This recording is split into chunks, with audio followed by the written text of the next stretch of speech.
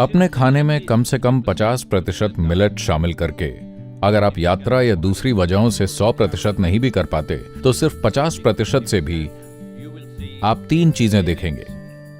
एक तो ये कि आपका सामान्य स्वास्थ्य और ऊर्जा का स्तर उससे कहीं ज्यादा होगा जो आप अभी अनुभव कर रहे हैं। दूसरी बात यह कि आप बहुत कम खाना खाकर भी ऊर्जावान रह सकते हैं और अपना वजन बनाए रख सकते हैं। आपका शुगर लेवल अचानक से नहीं बढ़ेगा, यह धीरे धीरे ऊर्जा देता है और कम खाने पर भी आपको लंबे समय तक भूख नहीं लगेगी, जो कि बहुत अच्छी बात है।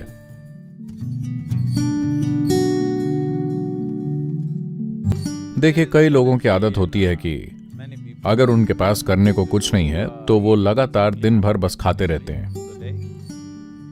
इस चीज से आपको बचना चाहिए। यह बेहतर रहेगा कि आप अपने भोजन का कम से कम 30 से 40% हिस्सा फल, सब्जियां, मेवे और दूसरी ऐसी चीजों को बनाएं, ताकि जो पका हुआ भोजन आप खाते हैं, जिसके लिए आम तौर पर एक खास स्तर की शारीरिक मेहनत की जरूरत होती है, वरना वो आपके अंदर जमा हो जाता है और स्वाभाविक रूप से यह आपका वजन बढ़ाने और उससे जुड़ी समस्याओं की तरफ आपको धकेलता है।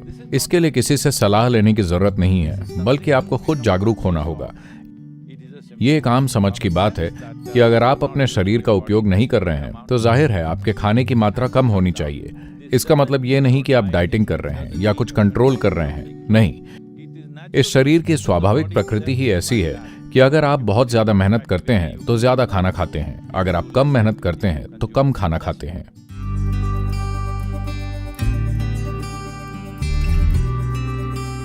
तो योग प्रणाली में हमेशा 2 भोजन के बीच कम से कम 8 घंटे का अंतर होना ही चाहिए। अगर आपके लिए 8 घंटे संभव नहीं है तो मैं कहूंगा कि ज्यादातर इंसानों के लिए 5 से 6 घंटे तो जरूरी हैं, वरना आप निश्चित रूप से अपने शारीरिक स्वास्थ्य के मामले में किसी बुरी चीज को न्योता दे रहे हैं। तो अगर आप बस इतना ध्यान रखें कि आपकी लंबाई के हिसाब से कितना वजन सही है और आपकी मांसपेशियां कैसी होनी चाहिए, अगर इतना संभाल लें तो आपको कितना खाना चाहिए आप खुद तय करें। ऐसा नहीं है कि हर चीज के लिए एक लिखित नियम होना चाहिए, आपको बस समझदारी से खाना है। तो जब भी आपके सामने खाना आए, आप आदत से मजबूर होकर उसे खाना न शुरू करते। आप तब खाएं जब आपको महसूस हो कि शरीर को उसकी ऊर्जा और सिस्टम को बनाए रखने के लिए खाने की जरूरत है।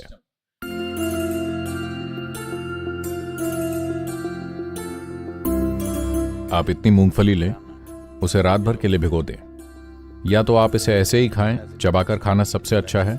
अगर आपके दांत हैं तो चबाकर खाएं, अगर नहीं है तो इसे ब्लेंडर में डालें, एक केला डालें, जरूरत हो तो 1 चम्मच शहद डालें और इसे पिएं।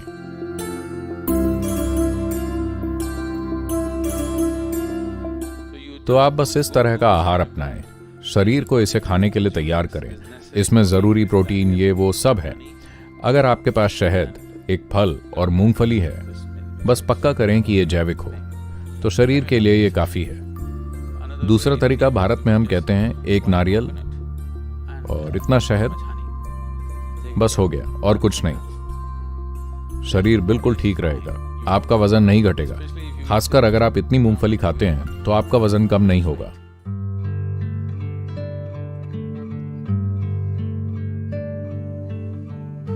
अगर आप योग कर रहे हैं तो निश्चित ही आपका वजन कम होगा, क्योंकि यह सिर्फ एक कसरत नहीं है, यह आपके सिस्टम को फिर से जीवंत करता है और यह आपके अंदर इतनी समझ लाता है कि आप जरूरत से ज्यादा नहीं खाएंगे। ऐसा इसलिए नहीं है क्योंकि कोई आपसे कह रहा है डाइटिंग करो। जब आपके शरीर में खास स्तर की जागरूकता आ जाती है तो आपका शरीर ऐसा हो जाता है कि वो बस उतना ही खाएगा जितनी जरूरत है, उससे ज्यादा नहीं।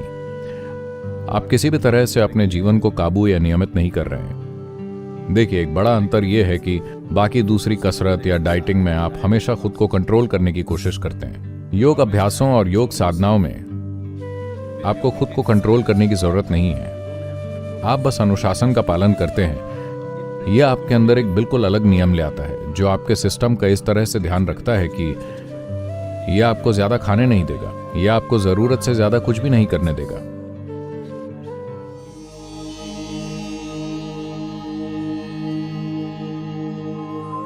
अगर आप शरीर के प्राकृतिक चक्रों को देखें तो हर 11 से 14 दिनों में एक बार शरीर एक दिन बिना भोजन के रहना चाहता है।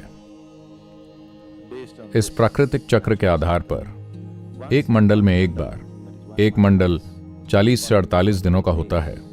इन 48 दिनों में 3 दिन ऐसे होंगे जब आपके शरीर को भोजन की जरूरत नहीं होगी। अगर आप जागरूक हैं तो आप देखेंगे कि उस दिन आप नहीं खाना चाहते। कुत्ते और बिल्लियों में भी ये समझ होती है, किसी खास दिन वो नहीं खाना चाहते। आपने गौर किया है?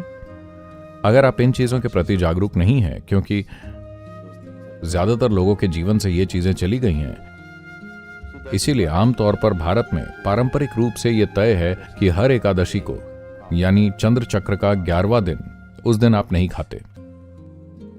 यह तय है ताकि एक मंडल में 3 बार आप ना खाएं। यह एक मूल नियम जैसा है। यह सबसे अच्छा तरीका नहीं है। अगर आप जागरूक हैं तो आप उस दिन ना खाएं जिस दिन शरीर नहीं खाना चाहता। यह इसका सबसे अच्छा तरीका है। लेकिन अगर आप उपवास रखते तो यह बहुत जरूरी है कि आपका शरीर एक खास साधना के साथ तैयार हो। ऊर्जा में एक खास स्तर की वृद्धि, वरना जब शरीर भोजन के लिए तरस रहा होगा और उसे नहीं मिलेगा तो वो संघर्ष करेगा। खुद को भोजन से दूर करने के बजाय बेहतर होगा कि आप जूस डाइट पर जाएं, सब्जी और फलों की जूस की डाइट, या सफेद कद्दू। सफेद कद्दू का जूस बहुत ही बढ़िया चीज है। सफेद कद्दू, नींबू और थोड़ा सा शहद, बस 2 या 3 दिन केवल इसी पर रहें। यह शरीर को बहुत अच्छे से शुद्ध करके उसे तरोताजा कर देता है। तो महीने में 1 दिन या 2 दिन खाली उपवास करने के बजाय कद्दू के जूस पर रहें। कुछ समय बाद अगर आप सुबह 1 गिलास जूस पीते हैं और शाम तक कुछ भी पीने का मन ना करे, सिर्फ पानी से काम चलता रहे बिना किसी तकलीफ के, तब उपवास रख सकते हैं।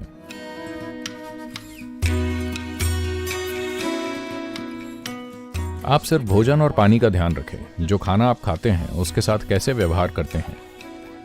जब खाना आपके सामने आता है तो उसका आदर करें, क्योंकि उसमें याददाश्त होती है। आप देखेंगे अगर आप उसके साथ अच्छा व्यवहार करते हैं तो आप अपना भोजन 50 से 70% तक कम कर सकते हैं और शरीर का वजन वहीं रहेगा।